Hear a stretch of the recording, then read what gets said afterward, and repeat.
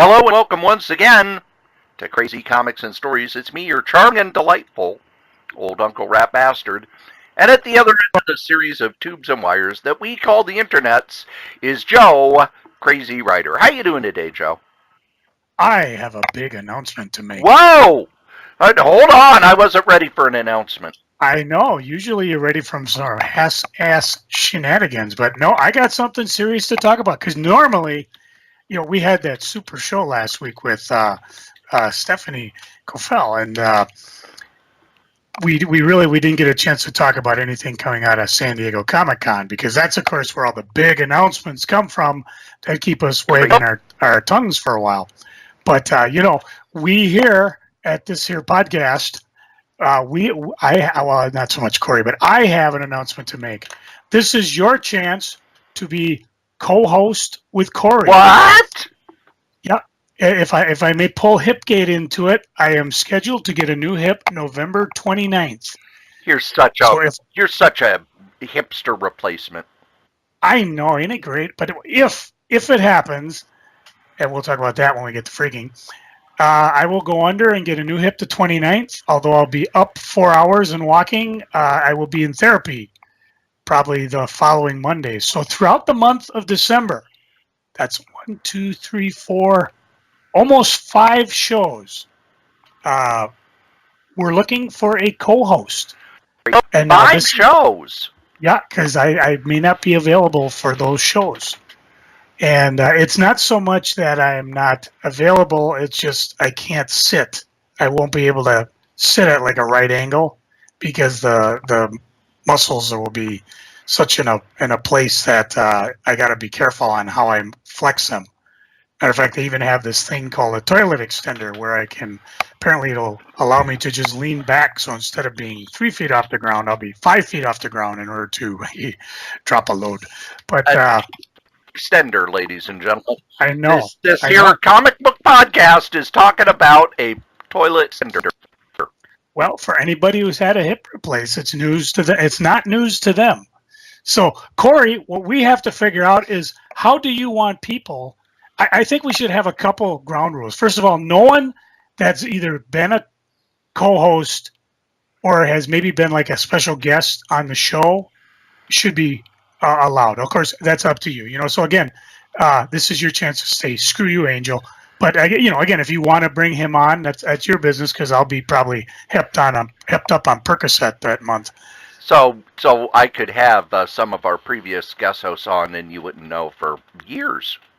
Well, no, I do download the show, but I'm only up to show 3 in terms of re-listening everything. Way back when. That's what I'd heard. But what would you want people to do? Just send you an email, say, hey, yes. I'm interested, or should we wait and see what this upcoming Skype fallout will be? I say just shoot an email to solitairerosenetwork@gmail.com, subject co-host. Not that he gets a lot of mail anyway, so even if you just put it under Kraken Hookers, you'd still look at it and see. Actually, if you put it under Kraken Hookers, I'll look at it first. See? So that'll put you to the front of the pile. Now, what you got anything you're looking for, or you just figure if you're one of our awesome listeners, you're eligible? It will depend on how many people apply. If a whole bunch of people apply, then maybe we'll have a competition of some kind. Or maybe I'll take January off too. Who knows? We got options. It's really once I'm done, I probably am not looking to go back to work until February. Hopefully by February. Yeah, it's like just think of all the comics you could read. Well, once I'm done with the Percocet, I can sit without pain. Yeah, but we'll talk about that a little bit more in freaking. So, but yeah, I figured this would be something fun to do, and then I don't have to worry about doing anything for the December except maybe getting that therapy done, because I'm not sure how that's going to be. We don't allow raccoons as guest hosts anymore, though, right? It's up to the cleaner, not me. Okay, no raccoons, no possums, no rodents. Well, what separates us from the weasels? No weasels. Well, there goes Bobby the Brain Heenan. Although, yeah, I would allow Bun Bun on the show. Yeah, he's very quiet. That's okay. Of course, you'd have to coax him out from under the bed. I have goldfish crackers. No, you don't. Yes. They've been recalled. Okay, I have the knockoff ones from Aldi those that are are called safe. penguins. Oh, he probably won't care. Yeah, I was kind of bummed out this week because finally all these freaking food recalls hit us because it was like Dana's like, I'm going to eat these Ritz. No, don't throw them out just in case. And then we had to throw out the goldfish, and it's sad too because I'm trying to get my blood sugars under control. And you think, well, eat salads. Well, probably not a prepared salad because those seem to be pretty bad for you right now. I'm telling you, we probably should just stick with deep fried foods because you never hear anybody, getting a disease or a parasite from them. I mean, yeah, granted, later on, heart attacks, strokes, that type of stuff. Pretty much they're deep frying everything, so aren't they deep frying parasites? Yeah, and they don't bother you as much as apparently ones that are on raw food. Deep fried lamb freeze. Not lamb chop. Go to the state fair this year. They have deep fried ticks. Yum. Ticks on a stick. So you're getting a new hip. You're going to be a hipster. Yep. I'm going to not only alarm when I walk through the TSA detectors. Apparently, I'll be one of those people that TSA is secretly watching. And you'll have the special card too, won't you? Yeah, they say. Oh, the one thing I've discovered is nobody lies to me about having a hip. So you want to show me a card saying I got a hip? I said, I believe you. And that's one of the reasons the body scanners are nice because, it bounces the millimeter wave off your skin and it doesn't detect any metal that's in you. But it does detect, things you forgot to take out of your pocket, like Kleenex, wads of bill, So 45 automatic. Wait a minute. Do you get to choose the metal they use? I don't know anything yet because I have not.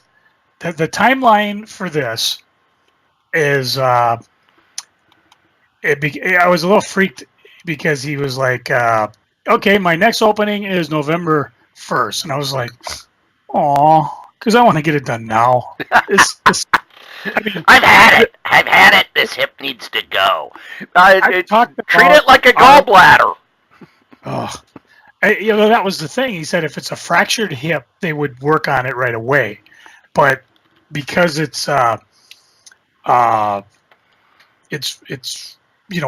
on bone and it's very painful. I mean, it's beyond anything I've suffered from RA, and it's nonstop and it's 24/7 and it's very, very. I can't describe it. It's not crippling like you had with gallbladder where you're like, oh, I can't move, but I just don't feel like moving. And I don't feel like laying down. I don't feel like sitting. I don't feel like standing. Ice doesn't work. Hot doesn't work. Oh, it's just very grating. But I have a complication. Uh-oh. My blood sugars are too high. Oh. Now, this could be from one of several things. If you remember when I told you... cases of White Castles and deep-fried Twinkies? Twinkies, yes. Castles, no. The carbs aren't too heavy on those. But you remember the story I said where I had an allergic reaction and I got carted out to the hospital? Yes. Well, apparently there's a drug, and I always say it wrong. Pertazone? It's an anti-inflammatory. And they gave it to me in December. They gave it to me in April. They gave it to me about when this whole crap started back in June. Well, it spikes your blood sugar. Oh. So the reading I'm getting now may not be true because of that. I also discovered I was taking my meds wrong. There was one I was supposed to take 2 times a day, not once.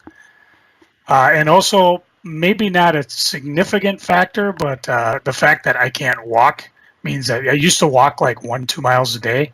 I can't walk 10 fucking steps without passing out.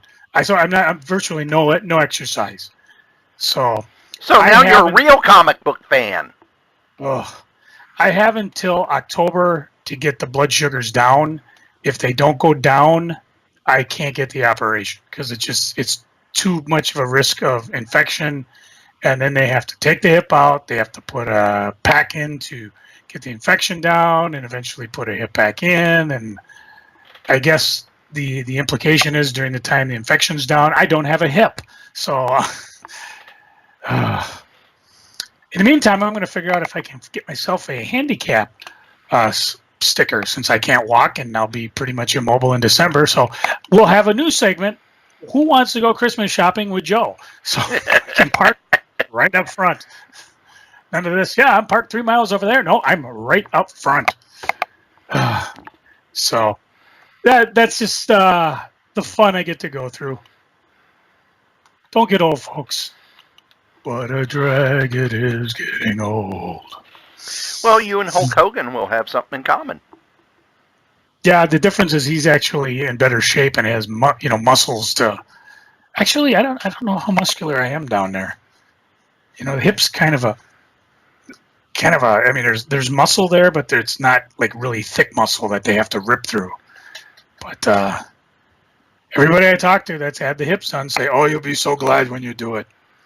So I'll have another scar in me. Yay! Yeah, chicks dig scars. Yes, and tattoos.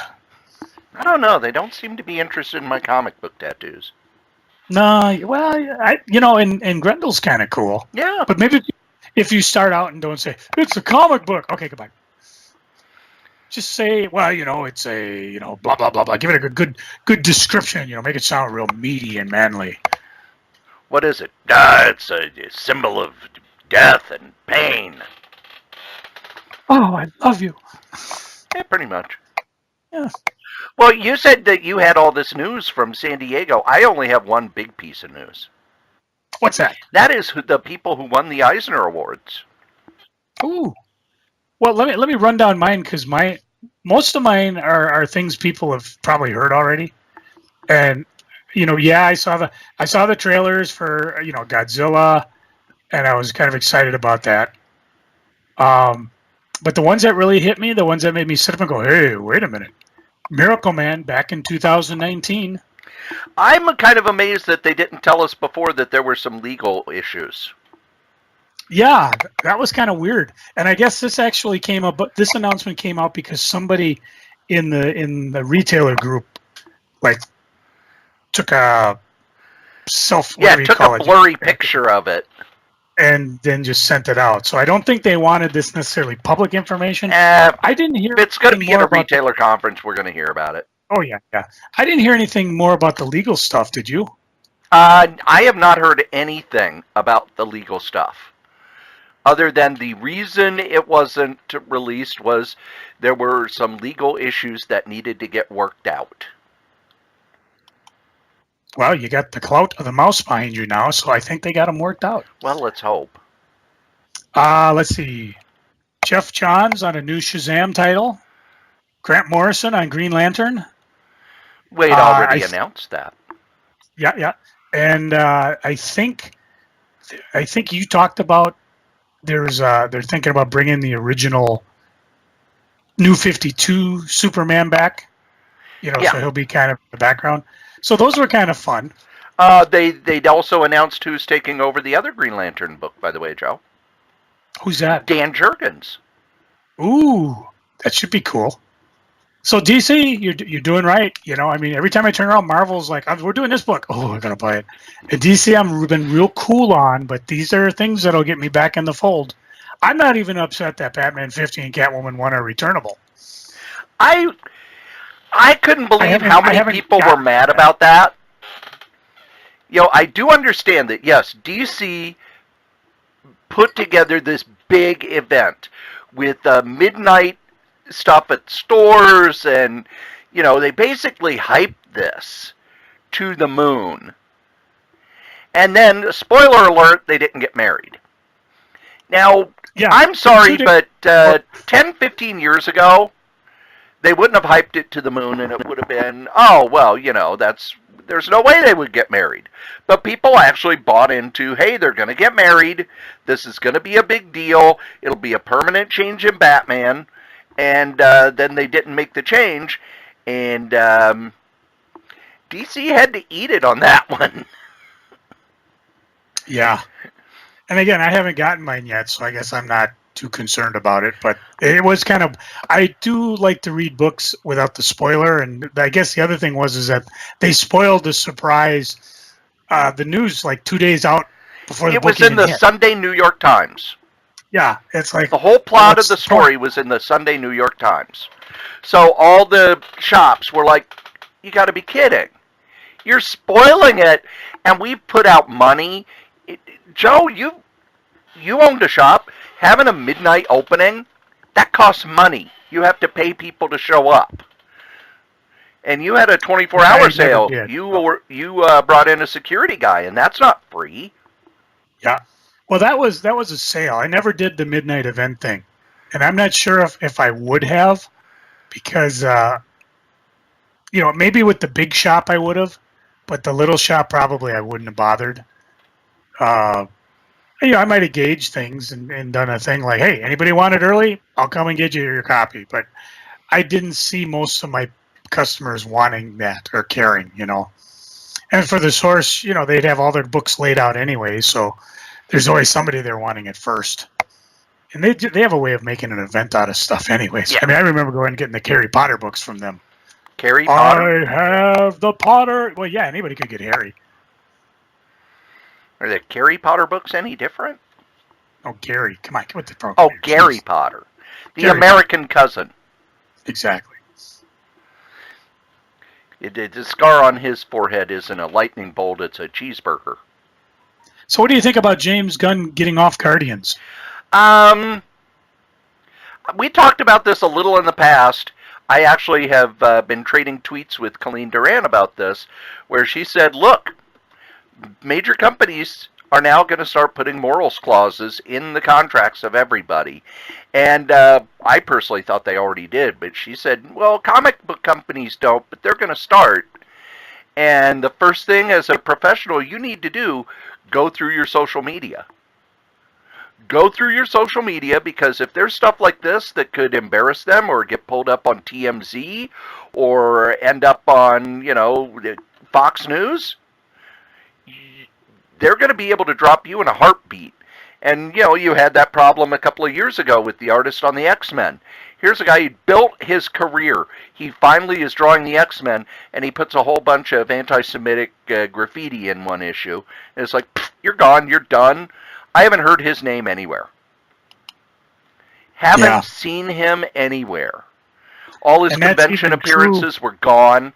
There are some creators out there who, they're doing well on Kickstarter, but none of the corporate companies. And let's be honest, Dark Horse, Image, Marvel, DC, IDW, they're not going to touch people with histories like that with a 10-foot pole, because these are big companies. They work with Hollywood properties, and they're going to go, no. We don't want Fox News getting that. We don't want TMZ getting that. No, we're done. And it's even that way with TSA. I mean, there's been people who have made comments outside of work that have gotten around and gotten back to people. I even got kind of a thin-veiled thing. Not so much about what I said, because my whole attitude is anything I say on Facebook, I will say to your face. But they were more like, well, you probably shouldn't have, that you work TSA. Right.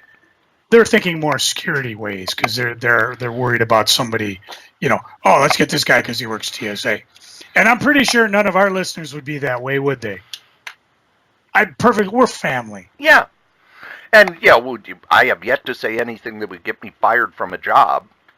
I should say I think I know of at least one person who may be listening here from TSA. That's one of my buds at work. Hey, Eric. So he was telling me about these podcasts, and I said, I do a podcast too. And he started looking it up. The first one he looked at was last week's. He goes, 2 hours. I go, no, that's the exception, not the rule. And I said, we did a 3-hour one once, but then we normally keep it about an hour and a half. Yeah, and even then, it's like an hour, and then the last half hour is pretty much the eBays, the freaking and geeking. So it's pretty formatted then. But the first hour, it's a free for all, a free for all. But James Gunn, you go back, and it's one of those things where he worked at Troma. I can't tell you how many comedians have tweeted out things that are, isolated on their own are pretty vile. But in the context of the joke they are doing, it's like when you watch. I was driving to work last night and had the Comedy Central channel on my satellite radio, and they were playing a roast from 5-6 years ago. Every joke I heard was worse than the jokes that James Gunn had. Every one of them. The ones by Shaquille O'Neal, the ones by Jeff Ross. They were all, because it's a roast. You're vile at a roast. But our problem is the person who found all the jokes from James Gunn is a far right-winger who was mad that James Gunn doesn't like Donald Trump. And basically was looking for a scalp after Roseanne was fired. Yeah. So if you work in the media, there's going to be gotchas. They're out for scalps. And if you're working in any sort of media at all, you need to go through your Twitter feed. You need to go through your Facebook feed. You need to get rid of anything that can be used against you. Or, like me, don't have a Twitter. Yeah. But, Patton Oswalt, he's a stand-up comedian, and if he loses his TV and movie gigs, it's not that big a deal to him. But they went through and found a whole bunch of his stuff, and he said, yeah, here's the joke. And he just dumped them all out on the table and said, yep, here are the jokes we were making. By the way, I used this one in my act, and this one in my act, and this one not anymore, but I did in this. And so, it's I do think it's interesting that all of the cast members put out an open letter basically saying, we want this guy as our director. And I'm wondering if they may sort of do hey, we might, unless they're contractually obligated, they might say, we might not be interested in doing another one if you're going to treat people like this. What I understand, when you sign a Disney movie, you're obligated for a certain amount of movies. Yeah. And with the exception of Robert Downey Jr., who they just show up with a truckload of money, and they'll say, "No, give me one more truck." Well, because his contract's already used up. Yeah, and he's not going to sign another contract. He's basically doing it movie by movie. Yeah, and again, if he just shows up for 20 minutes in a Spider-Man movie, and they're going to give him a couple $1 million, sure, why not? But yeah, a new person signing on, like the young lady who's going to be Captain Marvel coming up, probably 7 movies. And that could mean more than likely 3 of her own, and then appearances if there's going to continue an Avenger movie, maybe another appearance in Thor or wherever they can, put the universe together like that. I'm not sure, though, if, I can't think of the actor who played Ant-Man. If it's like, okay, Ant-Man was 1, Civil War was 2, Ant-Man Wasp was 3, if that's how it works. But, if you're an actor, who the hell wouldn't like to have, guaranteed job like that?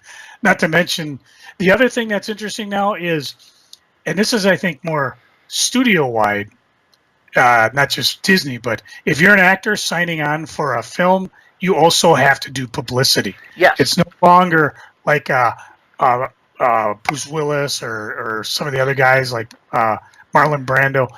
They do the movie and then they disappear. They don't go out and do any publicity for it. No, and with Disney, you have to not only do the publicity, but you got to have the toy scans made, have the toy released to it. If they're going to have a big event at a hospital, you may be showing up there. In addition to whatever you do on your own. So yeah, the studio's getting more savvy in terms of tying you down into what you have to do versus, well, we just paid you a lot of money. I did the film. Now go away. I don't care if it goes up or down. Because it's like I said, they're spending millions, if not hundreds of millions of dollars on a film, only to have you turn around and not do the talk shows or sit down and do the the local thing. Okay, what is this, KSTP? Oh, hey, how you doing there? Yeah, how's Minneapolis doing? Yeah. Okay, who are we doing next? WCCO. Hey, WCCO, how you doing? No. Or the radio appearances.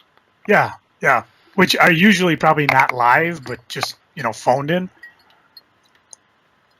Hell, they're usually live because I've heard actors talk about, today's my radio day. Oh, what are you going to do? Well, I get up at 4 a.m.,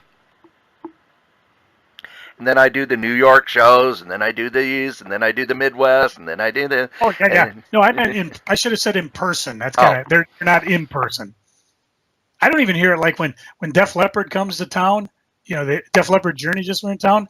I didn't hear them going to the local channels to talk and stuff.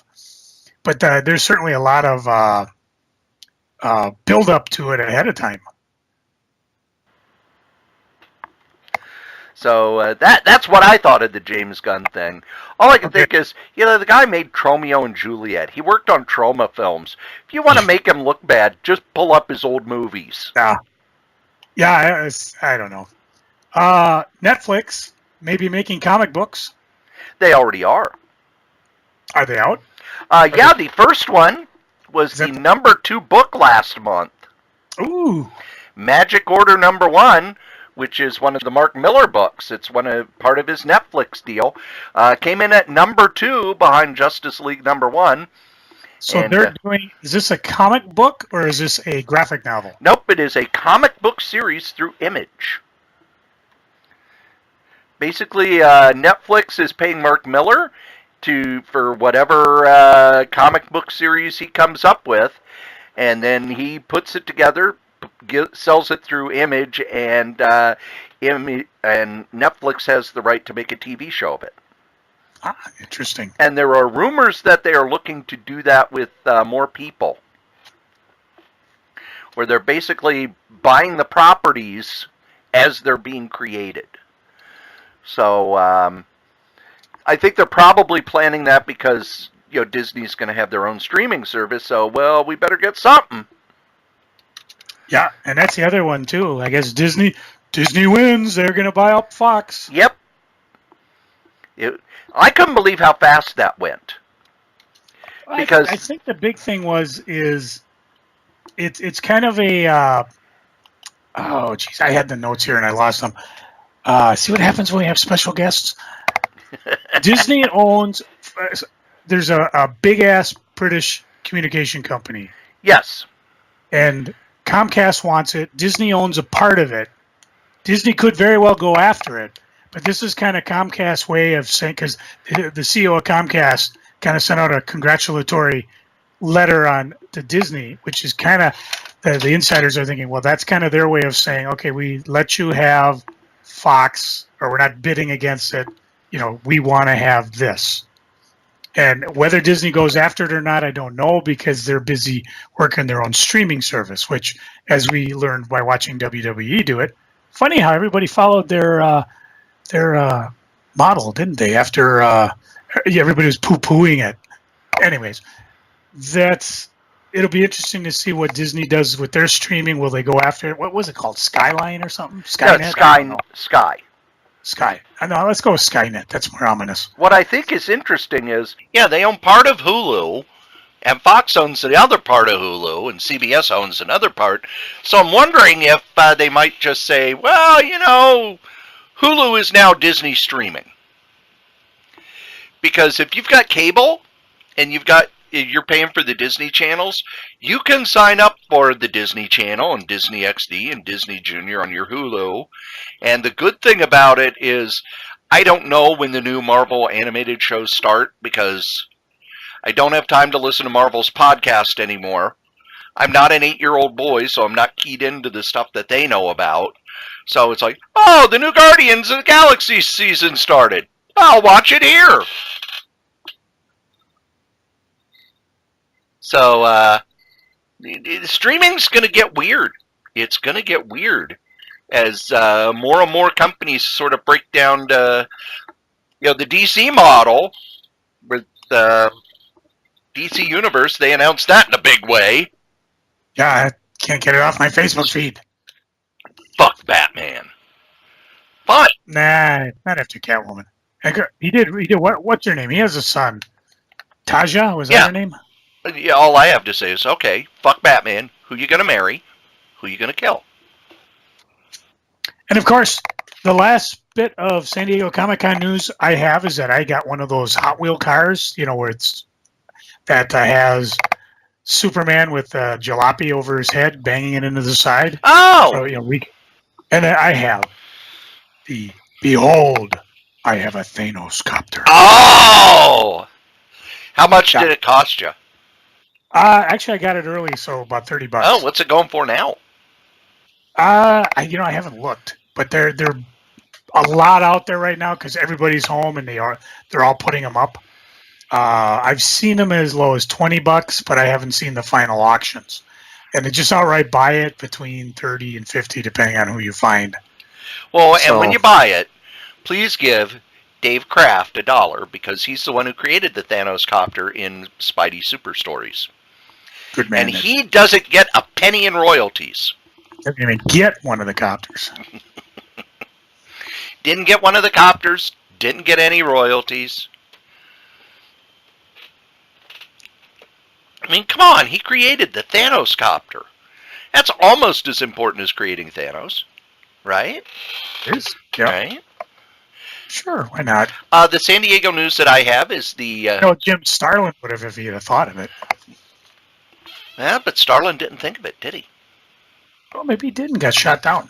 Thanos Copter, we just got burned on this Spider-Man mobile. We're not going there. Oh, I bet they made money on that Spider-Man mobile because I had one. I had the Hot Wheel from last year. And then there's like a Deadpool variant too that you could, where Deadpool took over. Nope, there's a Deadpool car or something like that. Nope, when I was a kid, I got the Mego Spider-Mobile. I played with that thing forever. Yep. You were a regular tinkerer. Yes, I was. The spider net in the back didn't work too long though. Yeah. The Eisners were awarded. Okay. We never go over the Eisners. I thought we'd go over the Eisners this year. I didn't even. How do you vote on the Eisners? Is this a? This is comic creators nominate and vote. Ah, okay. So this is a lot like the Oscars in that if you work in comics, you can vote for them. And one of the things about it is, part of it is how good the work is. The other part is if a lot of people in comics don't like you, you're not going to win. So there's some people out there who are begging for Eisners who, well, you're kind of a jerk, so I don't think you're ever going to win one, okay? So the best short story was A Life in Comics, The Graphic Adventures of Karen Green by Nick Susanis in Columbia Magazine. I had never heard of this story or this creator. One of the things I like about the Eisners is it kind of points me to, hey, you should probably read this. You'll like it. Best single issue one-shot, Hellboy, Kramschnot by Mike Mignola and Adam Hughes. So Adam Hughes actually got some work done, and it got printed this year, unlike his Betty and Veronica book. Best continuing series is one that you mentioned recently. Monstrous by Marjorie Liu and Sana Takeda. Mm-hmm. And I have not read that yet, so I guess I will. Oh, it was awesome. I picked up volume 1 at a local store, not a comic shop, just a smaller one. And then picked up volume 2 at the source, and 3 was just in last month's previews. Best limited series was Black Panther: World of Wakanda, which I will be reading on Marvel Unlimited. Best new series is Black Bolt, which has already been canceled. You had your chance. That's the best new series. Too bad nobody likes it. Let's see, kids' books. Best publication for early readers up to age 8, Goodnight Planet. Best publication for kids age 9 to 12 was The Tea Dragon Society by Katie O'Neill, and that's published by Ani Press, and I have heard of that. It's also a web strip, I believe. Best publication for teens was Monstrous. Best humor publication was Baking with Kafka by Tom Gauld. Had not heard of that. Best anthology, Elements. Fire, a comic anthology by Creators of Color. I have not read that. Was kind of surprised that it wasn't the one for the Orlando shooting, because that's the one that everybody seemed to love so much. Best reality-based work was Spinning by Tilly Walden from First Second Books. Best graphic album new, My Favorite Thing is Monsters by Emil Ferris. Best graphic novel reprint was Boundless by Gillian Tamaki. Best adaptation from another medium was Kindred by Octavia Butler. Best U.S. edition of international material, Run for It, Stories of Slaves Who Fought for Freedom. Best U.S. edition of international material, Asia, My Brother's Husband, Volume 1. Best archival collection project, Strips, Celebrating Snoopy by Charles M. Schultz. Now, I have not read this, and I wonder how it's different from the Complete Peanuts from Fantagraphics. Is this just kind of the best Snoopy Probably just strips? Snoopy, yeah, probably. That's what they tend to be. They'll do like, here's one on all golfing strips, here's one on all, I don't know, Lucy being a fuss budget strip. Snoopy's an easy one, though, because he ended up being one of the favorite characters. Best archival collection project, comic books, the Akira 35th Anniversary Edition. I have Akira in the Epic books, and then I bought when Dark Horse had it in the big, thick trade paperbacks. And Yeah, I saw that's what this I one, got and it's like, good God, that's a whole lot of money. Yeah. Best writer was a tie. Tom King, who with Batman and Batman Elmer Fudd, which is 100 times better than you ever thought it could be, and Mr. Miracle, and Marjorie Liu of Monstrous. They shared it. Best writer-artist was Emil Ferris for My Favorite Thing is Monsters. Best penciler-inker or penciler-inker team is Mitch Gerards of Mr. Miracle. Highly deserved. God damn, that's a good book. Best Painter Multimedia Artist, Sana Takeda of Monstrous. Best Cover Artist, Sana Takeda of Monstrous. Best Coloring, Emil Ferris of My Favorite Thing is Monsters. Best Lettering, Stan Sakai and Usagi Yojimbo and Gru. Best Comics-related periodical journalism was The Comics Journal, which is just a website now, and quite honestly, I never check it anymore. They don't seem to... They don't cover stuff I'm interested in. For best comics-related periodical journalism, I actually would have gone with something by Tomorrows. Best comic-related book, How to Read Nancy, The Elements of Comics in 3 Easy Panels. Best academic scholarly work, Latinx Superheroes in Mainstream Comics. Best publication design was Akira 35th Anniversary. Best digital comic is one that I have, Joe. Which is? Harvey Kurtzman's Marley's Ghost, which was a project that Harvey Kurtzman worked on and then kind of set aside. And recently, Shannon Wheeler, Josh O'Neill, and Gideon Kendall finished it up. And it was available on Comixology. And for me, it was like, go, Harvey Kurtzman. Gotta have that. Best web comic was The Tea Dragon Society by Katie O'Neill. The Bill Finger Excellence in Comics Writing Award were 2 female writers, Joy Murish Kelly and Dorothy Woolfolk. Are you saying they got the finger? Yes. Sweet. The Bob Clampett Humanitarian Award was Frederick Joseph and Comics for Kids. Not Cars for Kids, which should never win an award ever, because not only are they a terrible charity, but damn, I'm sick of that song. On satellite radio, if they don't sell an ad, they drop that in as their PSA. So I keep hearing 1-800-CARS for Kids. Ugh. For a minute, I thought, oh, that sounds like a good charity, and then I looked them up online, and they're terrible. Sure.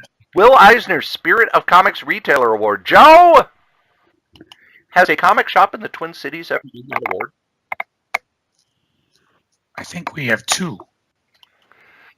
Source and Dreamhaven. That is correct. It was Norma Comics in Barcelona, Spain. So I guess we got to go there. Okay. Field trip. Russ Manning, Promising Newcomer Award. I won't give you no. Hamish Steele on Pantheon. And Pablo Tunisia on Teenage Mutant Ninja Turtles Universe. And the Hall of Fame, Carol Kalish. Joe! Does Joe know who Carol Kalish was?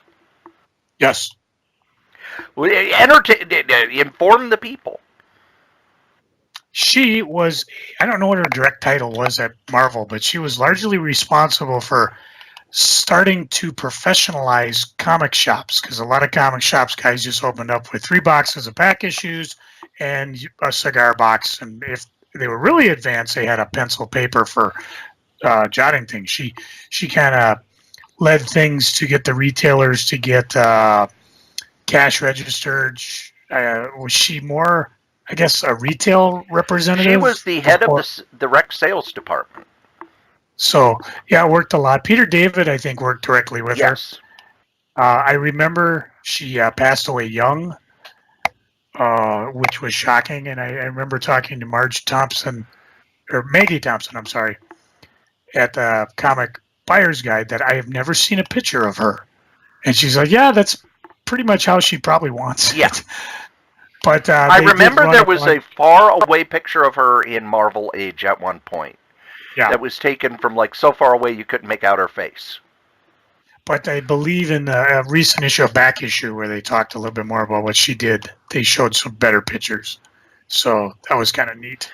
Charles Addams was inducted into the Hall of Fame. Creator of the Addams Family, as well as a prominent New Yorker cartoonist. Karen Berger, editor at Vertigo. Karen Berger. Dave Gibbons, probably best known for doing the comic inside the Jethro Tull album, Too Old to Rock and Roll and Too Young to Die. I thought it was thick as a brick. No. Oh, you're talking the back panel. Yeah. When you open up the album, there was this comic strip. That was by Dave Gibbons. I don't know. What else has he done? Anything? Who knows? If you've done Jethro Tull, but you don't need to do anything else. Watch something. I don't know. I know. And Rumiko Takahashi, who did... watch your mouth. She did Ranma 1/2, Lum, all sorts of Japanese... Oh, Lum, I remember that. All sorts of Japanese manga. So, there's your shopping list, kids. Those are considered the best books by the people who work in comics. And Tom King, I could not agree with more. He is kind of the 1,000-pound gorilla at this point. To where not only can he, no matter what he does, I'm going to read it, but I also know I'm going to get blown away by it. Ever since I read him on Vision, it's like, yeah, I'm reading everything this guy does. So, Joe, you've read Monstrous. Tell the people. Yes. I haven't read it yet, so sell me on this book. All right. Hang on a second. Let me get the... Let me whip this out. Yeah, I'm using the... Mon.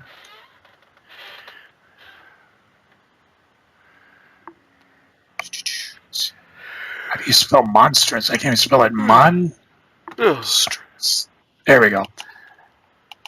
Let's see. It is from Image, and this is from the Punisher. They basically call it steampunk meets kaiju in this original fantasy epic for mature readers, as young Makia risks everything to control her psychic link with a monster of tremendous power, placing her in the center of a devastating war between humans and otherworldly forces.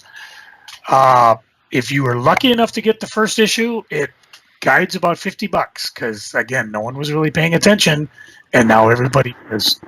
I picked mine up in the book form. The art is absolutely gorgeous, just compelling, and the story just drives you on. And sometimes I had to stop and go back and look at the art. Book 1 covers 1 through 6. Number 2 is 7 through 12. And book 3, like I said, has just been solicited. It'll get you up to issue 18, which is everything that's published. They do like Images want to do. They'll do 6 issues, and then there's a slight pause, and then another 6 issues, and so on. So, you're not going to spend, if you follow it monthly, it's not like you're going to be killing yourself. I enjoyed it much more in the book format because you get the whole complete story, and of course it'll be leaving you wanting more.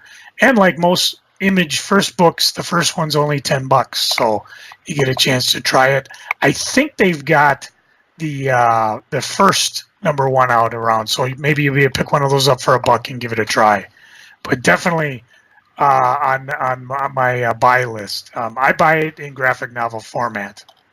Just haunting art, just beautiful, great story. I can't. I could rave more, but I'm drooling. Look at me. I gotta quit. Well, you talked about how Image, they'll do 6 issues in a break. Some sad news. Sad news, everyone. Sad news this week. We haven't had sad news in a while. No, we got sad. We had sad news when Steve Ditko died. That was more of a tribute episode. It wasn't really sad. Okay, sad news, everyone. Saga, after issue 54, is taking a break that will be at least a year. Well, good. I can finally get caught up. I haven't decided if I'm going to just do the individual trades or just go get one of the big books.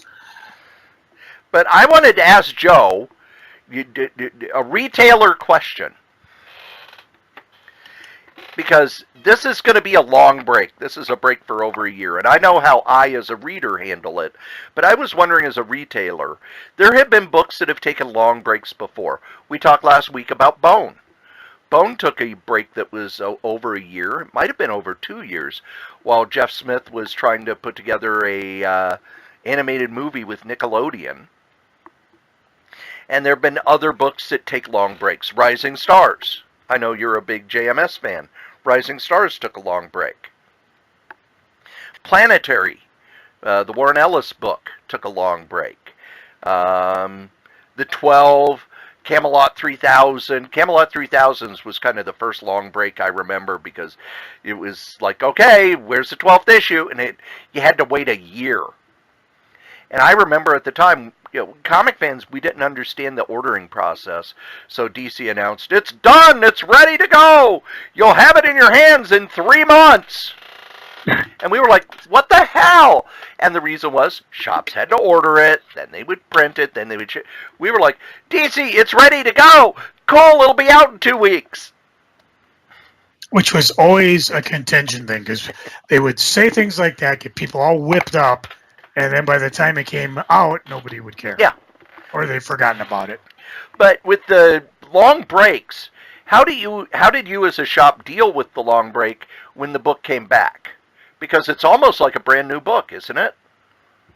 I don't think there were a lot of books, at least not ones that were significant.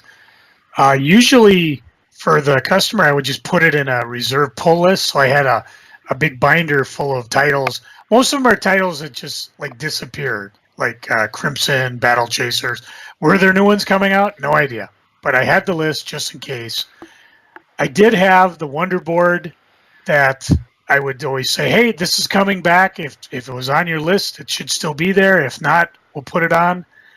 As technology developed and I got email, I could email people direct and say, hey, Bone's coming back. It was on your list. Do you still want it? So I wouldn't be ordering extras. Nothing would be worse than ordering, I had 25 people that wanted it. So I'll order 40 for the shelf. And then 20 of the people didn't want it. And they put it back on the shelf. So that book, that would happen probably more with a superhero book. With a mini series or a creator owned, it was less of a worry because they were, if you bought Grendel, you bought Bone, you bought Mage, you were probably going to buy it when it finally did come out again. So, but most of the time in reality, when they took a break, they just were gone. And Hepcats is a good example. The guy just kind of disappeared. We don't know what happened. People wanted the book, but there were no more to be given.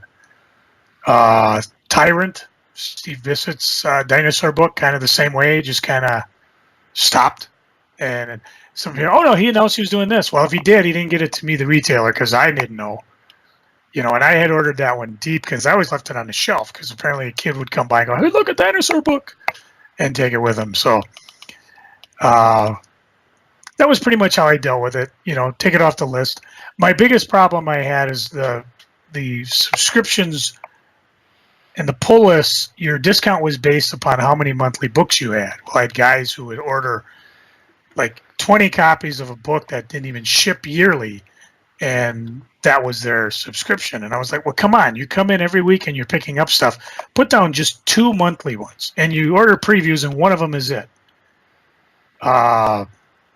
And I had people too. There was one lady who wanted James Bond comics, and I think I called her once in the 90s because there were no James Bond comics. There was only one, and I think it was a Dark Horse.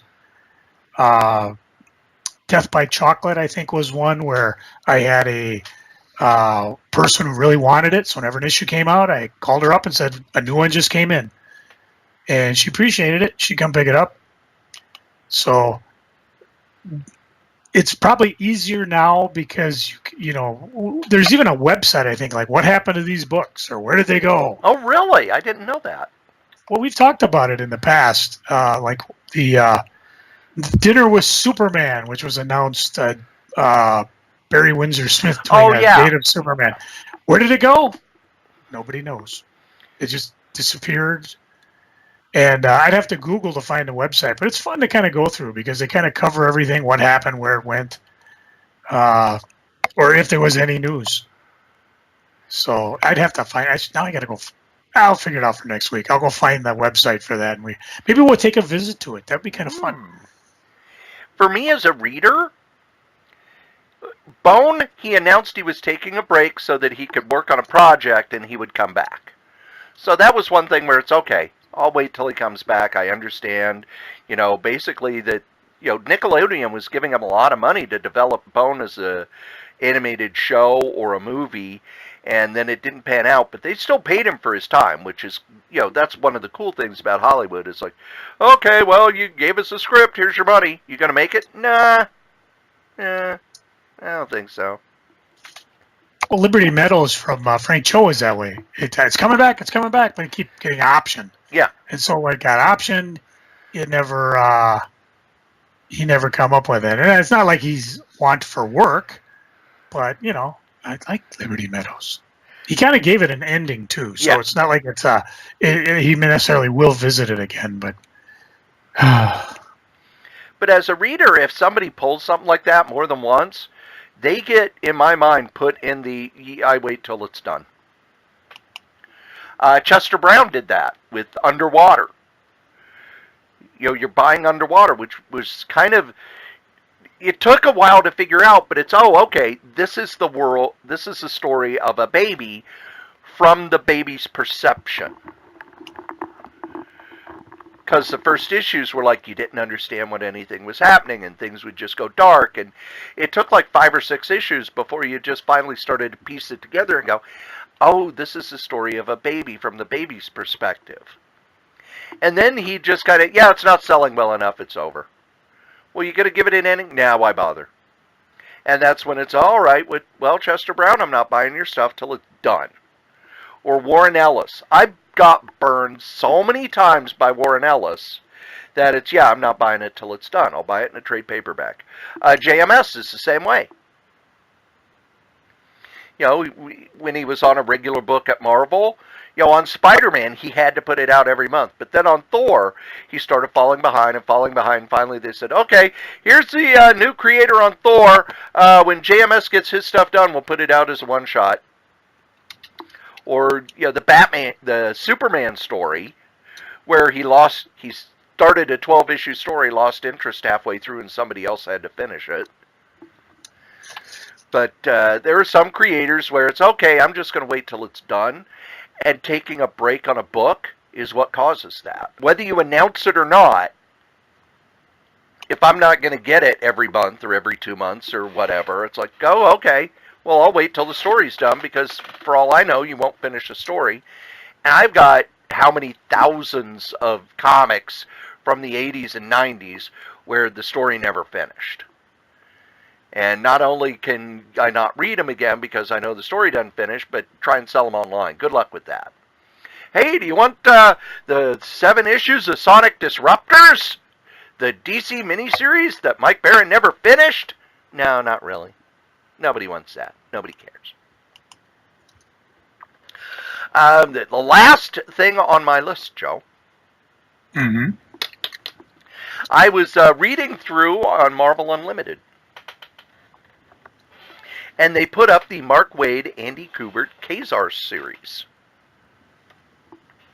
Which is a fun series. And the whole time I'm reading it, I'm going, why the hell in 1997 did they go to Mark Waid and Andy Kubert? Andy Kubert, who could have done the X-Men, could have done anything and made bajillions of dollars. And hey, do Ka-Zar. Ka-Zar. By the way, in your second story arc, have Ka-Zar fight Thanos. Yeah. And let Squirrel Girl have all the fun. Now, do you remember that book at all? Negative. Because I was But I'm wondering. big on Mark Waid. Usually I see Mark Waid writing something and I'm on it. I was just wondering how that did when it came out in shops. Because Ka-Zar is this character who's been around since before Timely Comics. Shall I go into storytelling, Joe? Sure. Would you like the history of Ka-Zar? Ka-Zar. Back in the 30s, Mark Goodman had his pulps. And his pulps were notorious for reprinting stories without saying they were reprints, which got him hauled into court repeatedly. But he also had absolutely no problem at all ripping off other popular characters, such as Tarzan. Tarzan's really popular. Why don't we have a Jungle Man too? And Ka-Zar's origin was that his father was very, very rich, and one of the brothers stayed in the city, and the father and Ka-Zar went into the jungle, and the father was killed, and Ka-Zar was raised in the jungle, and his brother became a wealthy millionaire. So they added the brother to the Tarzan story, basically. And then when the comic started, well, we need a jungle character. Why not use Ka-Zar? We already own him, so Ka-Zar started showing up in the comics. Then, the comics, Ka-Zar didn't last all that long, and everything faded. And then in the 60s, Joe, do you remember where Ka-Zar showed up first in the Marvel Age of Comics? In the X-Men, I believe. That's right. The X-Men went to the Savage Land, and Ka-Zar was there. And then when Conan became popular, the first few issues of Savage Tales had Conan, and when Conan got his own magazine in Savage Sword of Conan, Ka-Zar got his own book. Ka-Zar took over Savage Tales, and then he got a comic that lasted about 20-some issues in the 70s.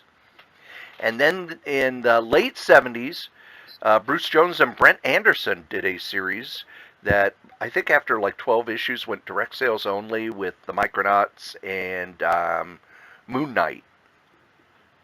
And it lasted, 36 issues, 40 issues, something like that. And then they brought him back in the 90s.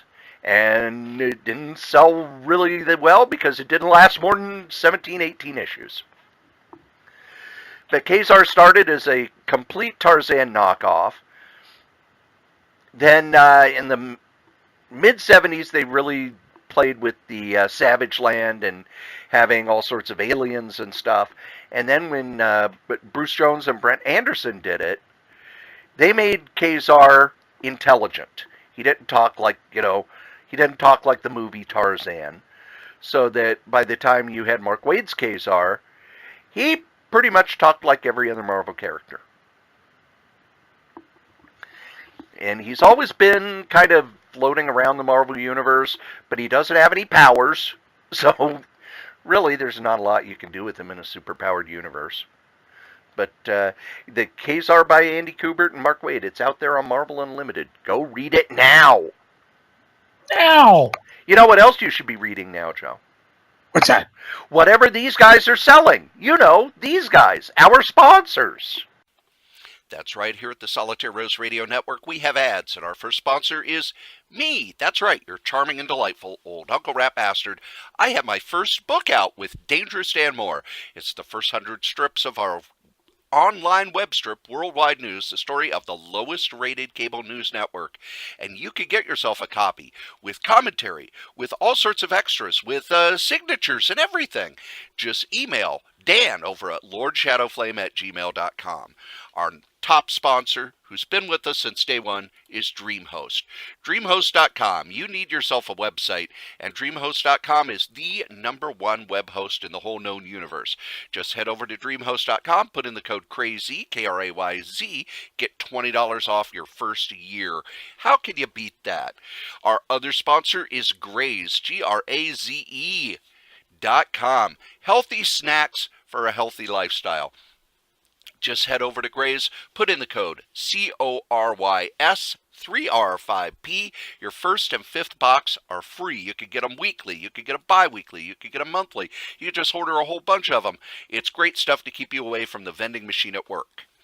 Now, if you would like to leave a comment for any of the podcasts that we do, we'd love those. Go ahead and email us at solitairerosenetwork@gmail.com, or you can call 952-856-0519. Operators are standing by. Okay, it's just a place that will record your calls, but we'll play them on the air. We'll answer your questions. We love getting feedback. Tell us what you think. Ask a question. Suggest a topic. Be a guest. Send us your stuff. SolitaireRoseNetwork@gmail.com. If you would like to advertise on any of the Solitaire Rose radio shows, you can. Just email us at SolitaireRoseNetwork@gmail.com. Subject advertising. Thanks. And now that the sponsors are done, we had Stephanie on last week.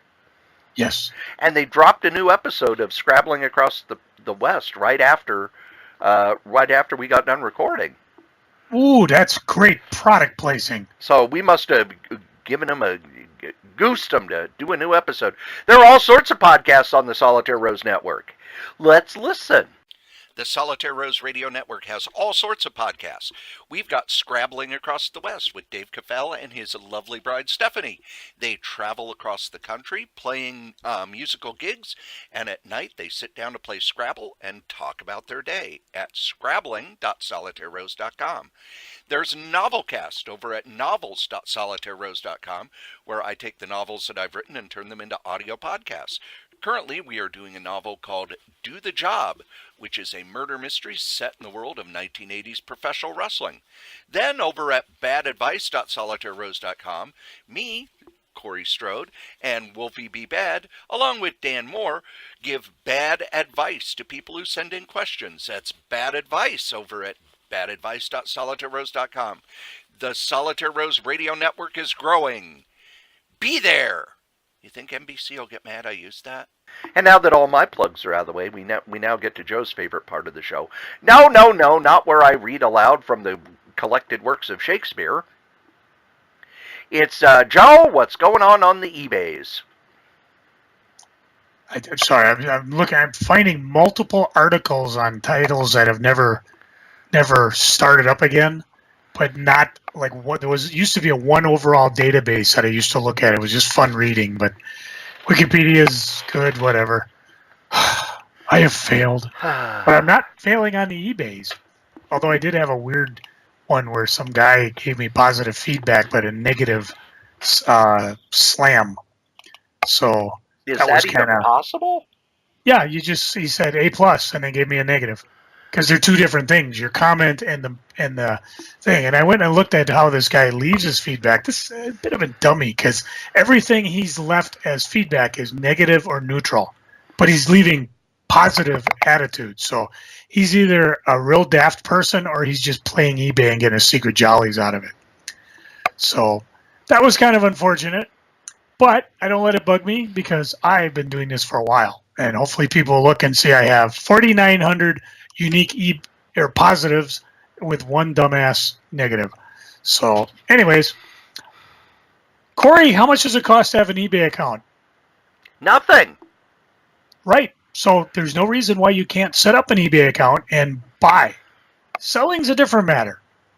So if you decide to sell things, you would set up an eBay account, give them your credit card because eBay charges you fees based on what you sell. They don't charge for listing anymore. So theoretically, you could list 1,000 items, but only pay if it sells. Now they have tons of different upgrades you can do. One thing that's cool on the comic book collectibles is most of the time they give you you put the mouse over the picture and you get an automatic zoom on it, so you can take a closer look at condition, or if you want to look at a certain detail on the comic. That is they charge for in other categories, like for toys and things like that. So you could put bold on your headline if you want, make it stand up from the listings. But again, we'll draw Corey in. Corey, when you're looking for something on eBay, how do you look for it? I use the search function. So that's probably more important. You want to make sure you got your search engine, or keywords is what they call them up. For example, I sold a Dawn 2017 sketchbook signed by Joseph Michael Linsner. It was in near mint shape. Can you guess, Corey, what my title was? Dawn. Okay, let's try that. Okay, I'm gonna open up my eBay window. We're gonna look up Dawn, DAWN, and you have 2,030 results in over 25 categories. Boobs. Actually, you need to go to the adult one for that, and I don't feel like doing that. No, my title was Dawn 2017 sketchbook signed by Joseph Michael Linsner, near mint, because somebody might just tie in Joseph Michael Linsner. Somebody might put in Dawn sketchbook or Dawn 2017. For example, how I found the Thanos Copter and the action toy earlier, I just put in Hot Wheels SCDD 2018. If you put SCDD, you're going to get, well, let's just do it. We're talking about it. And that's assuming nobody put in San Diego Comic-Con. But you put that in, you've got 78,685 results. And that's just all San Diego Comic-Con stuff. So, again, you limit the keywords and you're able to find what you're looking for. How somebody found Hands Off, which was a 1994 benefit comic that I guess it was against discrimination and homophobia. And maybe they just typed in Hands Off and they were able to find it. Or the other thing I sold this week was a Red Sonja Tarzan #1 Dynamic Forces exclusive variant cover with COA. Some people really like COAs, although like we talked about back when I was in Vegas, a certificate of authenticity doesn't mean what you think it means. It just means that they think it's authentic, but if you ever follow along what's going on in like the autograph industry or especially sports memorabilia, there's tons of forgeries. There's the certificates almost need a certificate of authenticity. So again, from Dynamic Forces, yeah, I don't know why they have one with their book. It probably just makes it more cool. But you know, you start getting signed things, and I think if you saw Dynamic Forces, you'd probably believe it more than anything. And other people have it. I have a Nova #1 that Mark Stegbauer signed when he actually was at Granite City Comics. So they include a little Granite City certificate of authenticity. How to know if it is for sure? Well, bring it up to Mark. He can tell you if he did it or not. So there are a couple eBay 101s. I'll probably do that off and on. And if I get enough of it together, maybe make a solo Joe out of it. In the meantime, if you want to see what I'm selling, especially before I probably have to shut it down when I do my hip operation in the future, near the year 2019, go to KRAYZ, mention you're part of this family. The what do we want to call ourselves? The Crazy Universe? Sure, that works. Sure. Yeah. We're the crazy universe out there. If you're part of it, I would do something special. Like maybe I'll reach over and let's see, what do I got over here? Here we go. This is from one of our sponsors. Yeah, the Razor guys. This is the summer kickoff bathroom reader issue from May 2018. So when you're sitting on the grabber, you have something to read. Very, very important. And I'd give you one for free. What a giving guy I am. Well, now we get to my favorite part of the show. No, not where I drink 5 Leinenkugel-berry Weisses and try to give the history of the Fantastic Four. Or I drink Fireball and try to explain how Steve Ditko was the bomb. No, it's freaking and geeking. Joe, what are you freaking on? To revisit Hipgate, I'm kidding, cortisone it's shot this Hip Friday. Watch. Hip Watch. I'm calling it Hipgate because it's pissing me off.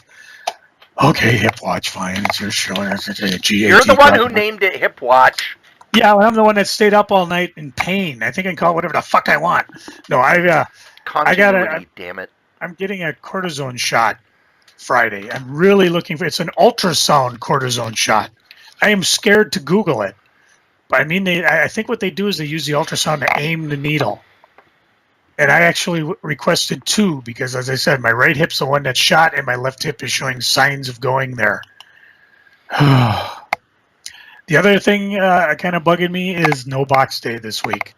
5 weeks in July, but because I think they said what previews comes out the week we're doing the podcast, right? Yep, previews is out on August 1st because it actually ships the last week of the month. So stores get it on July 31st for on sale at August 1st. Which is really weird because, as I would argue, the last complete week was the week before. But I think that just gives them an extra week to dork around with it, really. Either way, no box week this week. We were going to do our review show, but probably do it next week because I'll have new comics to read.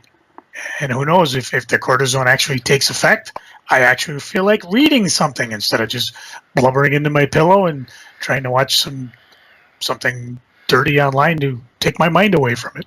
Ooh. What are you freaking on, Strode? The Simpsons are ending.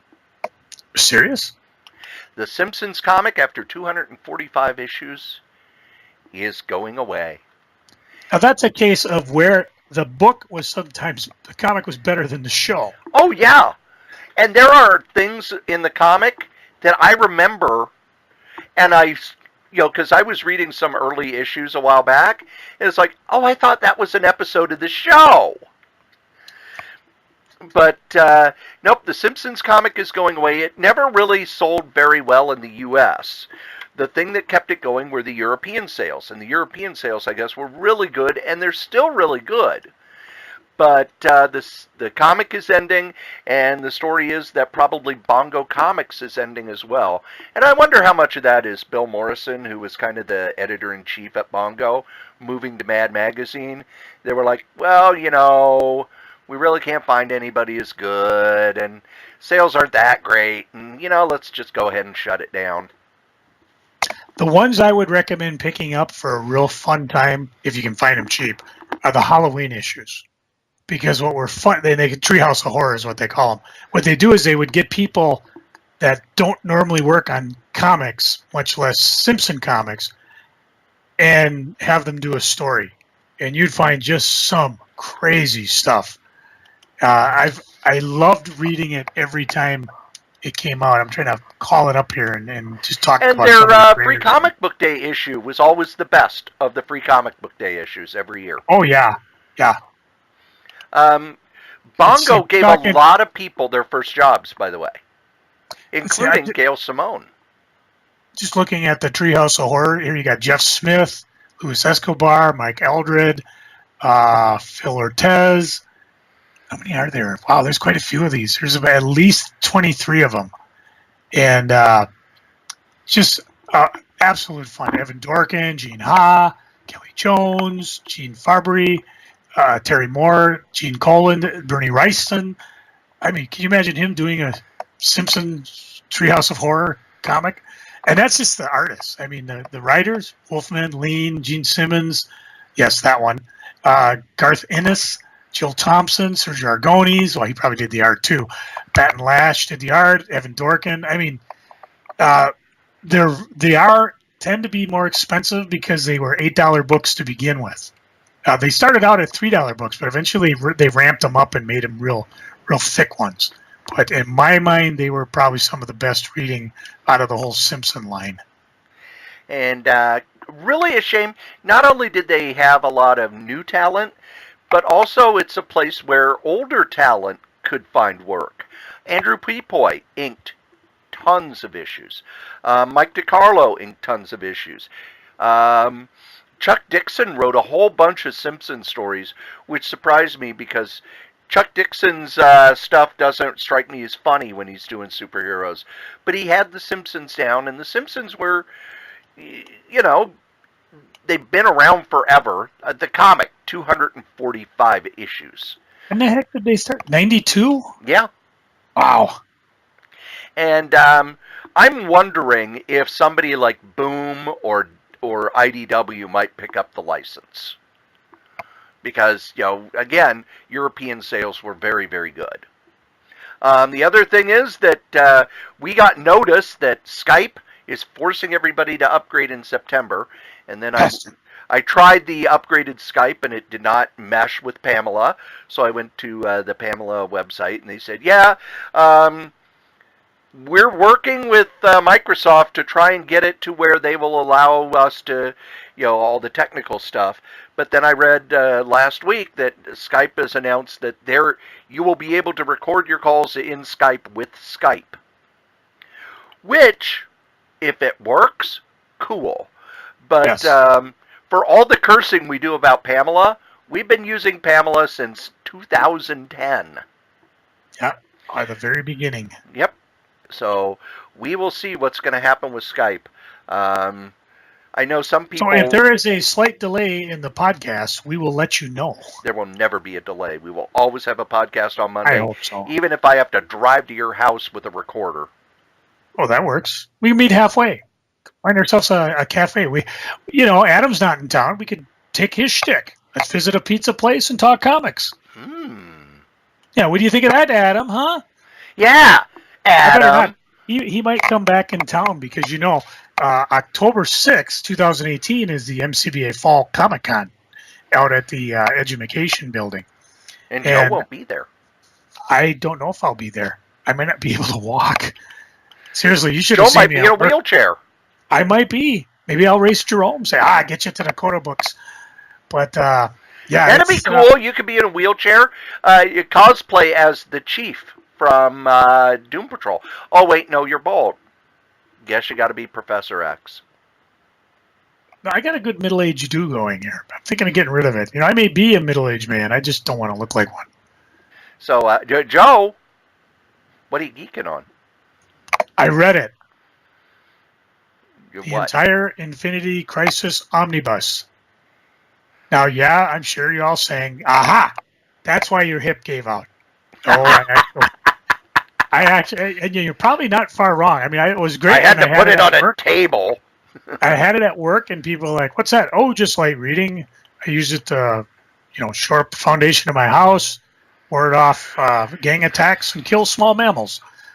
But what was fun for me is I only read the Infinity Crisis. I didn't read any of the crossovers or the miniseries that led up to it. And you really, like most crossovers are, you probably wanted to because, it started out, the one book was the War on Magic. I think that was Shadow Pack. It was the Rangard Thangorian War, which played into towards the end of Crisis. I forget the one they called where Batman dealing with Brother Eye. OMAC, thank you. And then, of course, fortunately, when you're reading the Crisis book, before you start, it says this is part one of this book. They do have the miniseries that led up to Wonder Woman, snapping Max's neck to free control of Superman.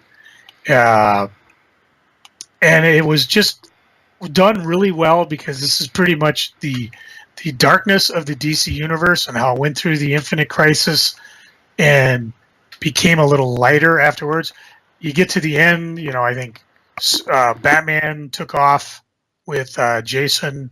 No, it wasn't Jason. Tim and Dick to retrace the steps he took as Batman. Superman had been powered down. He used up all his power. And Wonder Woman, she was it. All the Amazons basically were gone.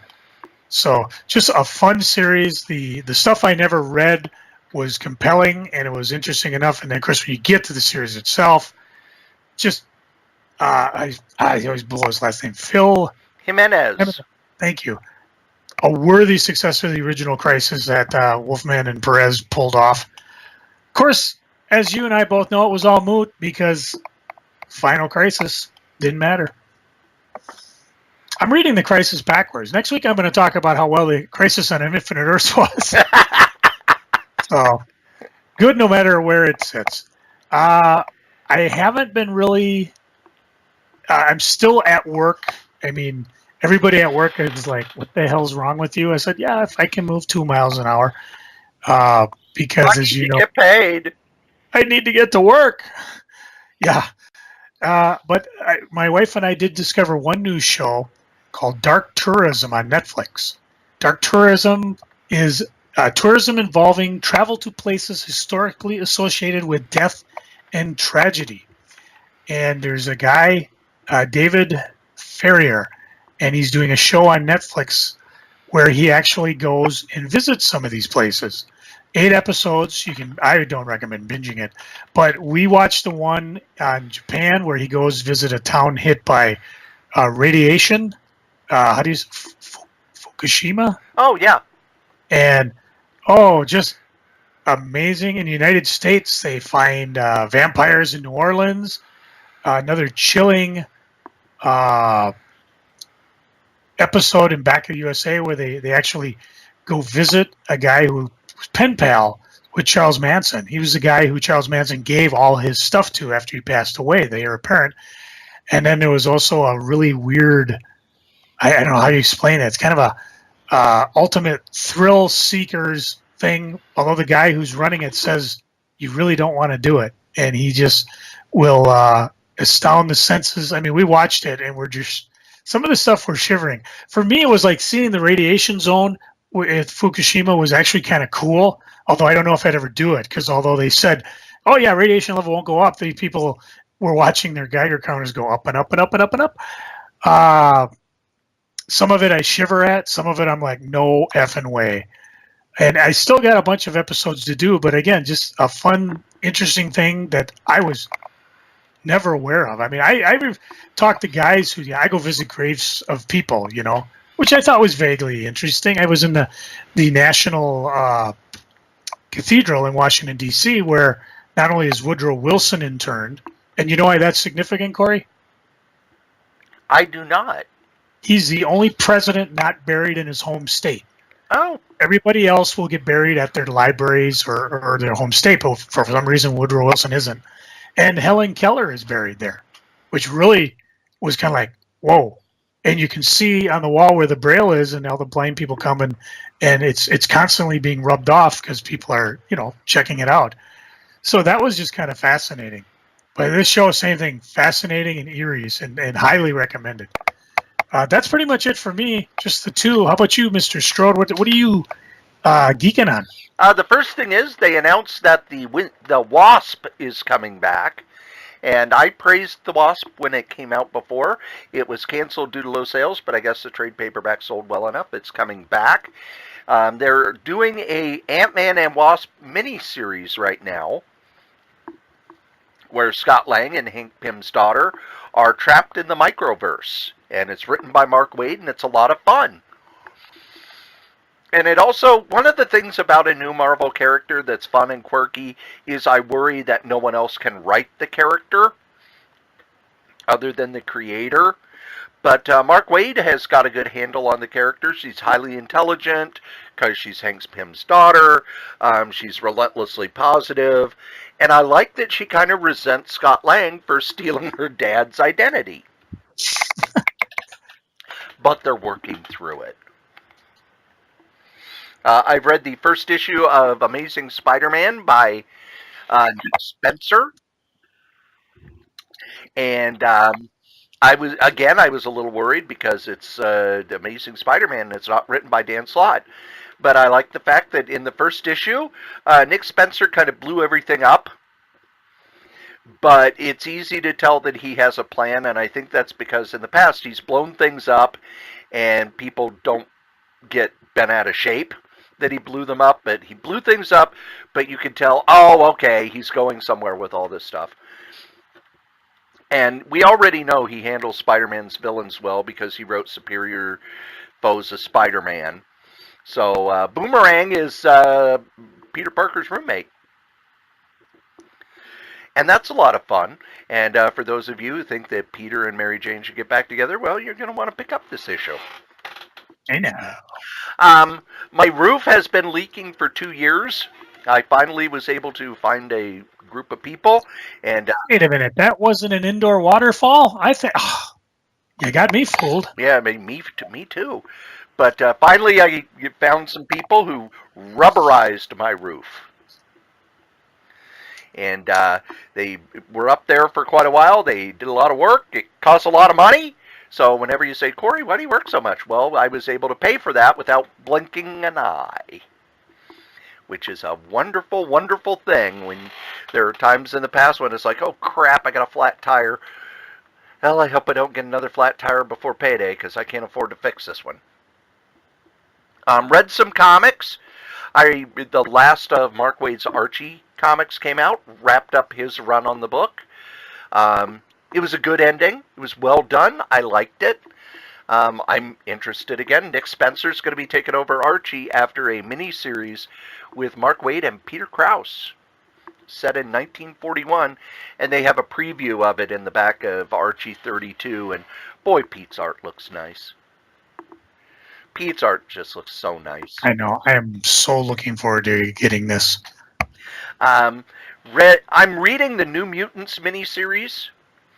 It's written by the guy who, a year ago, I was head over heels in love with the miniseries We Cannot Go Home.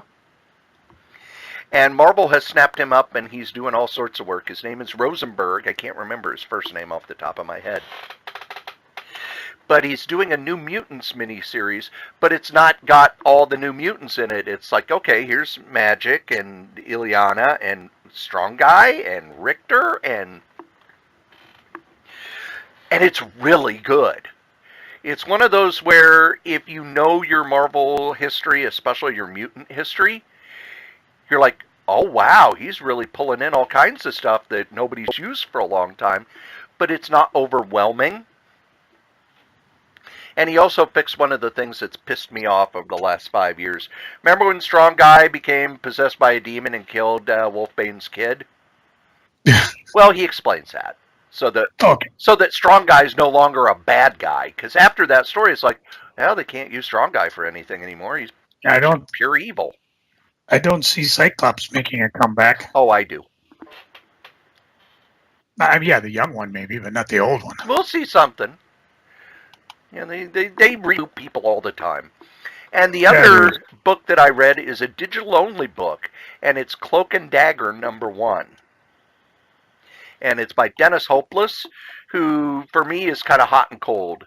I hated his, the Young Avengers on Arcade's Island. I hated that story. Hated it. Hated the follow-up. But I've liked a lot of his other stuff. His Cloak and Dagger is fantastic.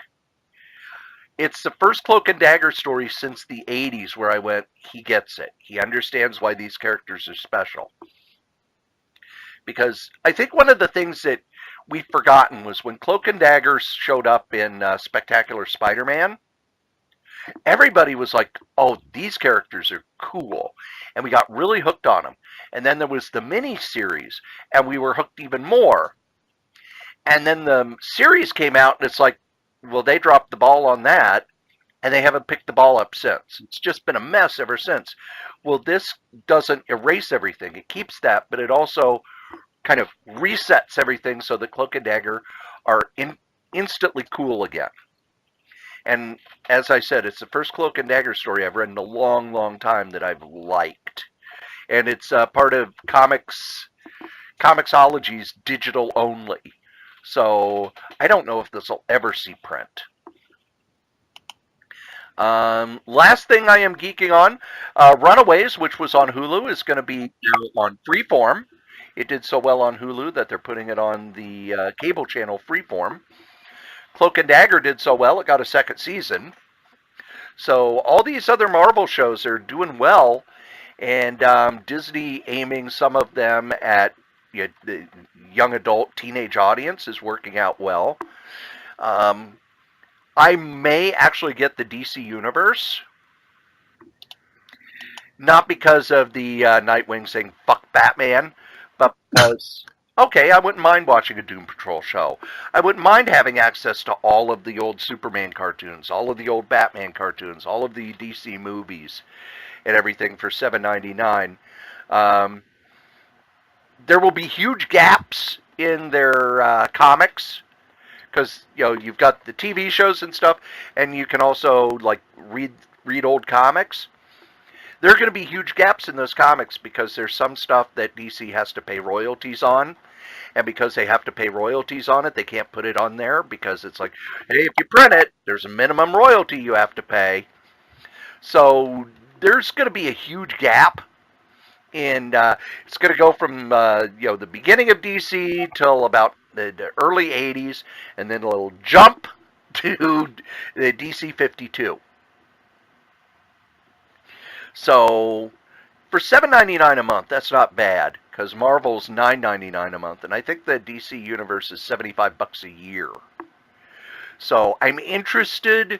They're going to have to sell me a little bit, and more, if you don't have a Roku app, I'm not going to bother with the streaming, because it's pointless to, oh, well, you can hook it up through your Chromecast, and then you connect your this to the, no, you have a Roku app or leave me alone. Okay, got it.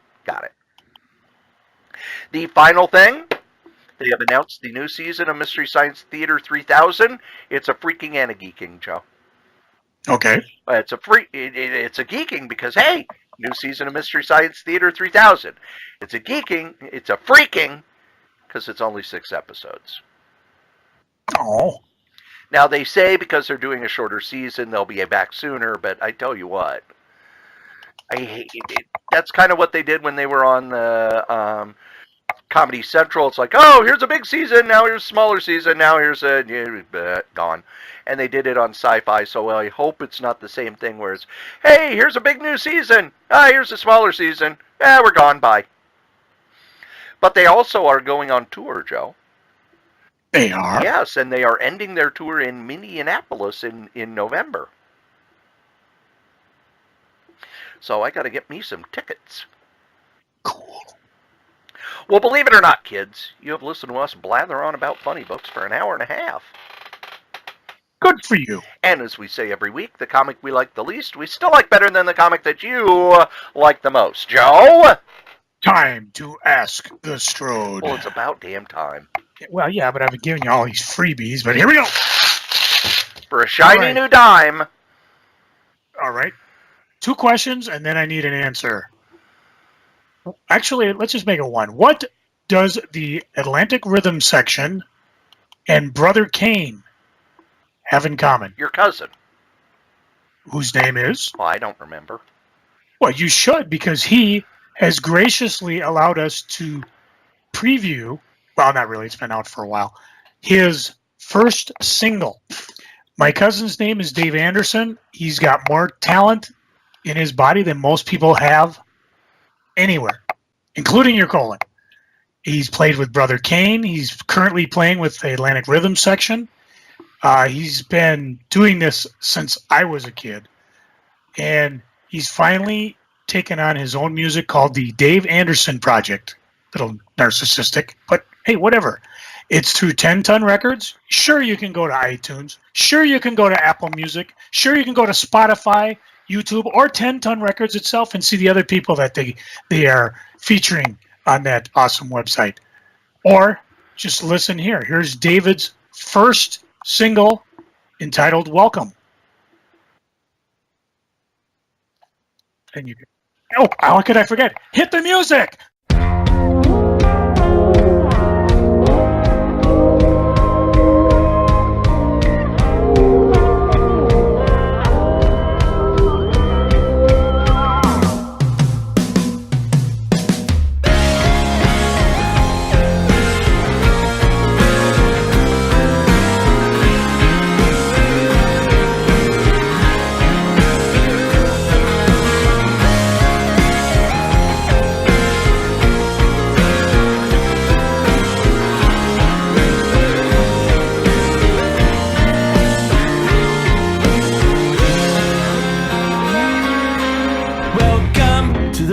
first day of the rest of your life. Tomorrow showed up early to the show. Welcome to the daydream. Don't wake up whatever you do. Life is flashing by before your eyes. A new kid's case of joy, a record time. They'll teach you how they did it. Good luck keeping up.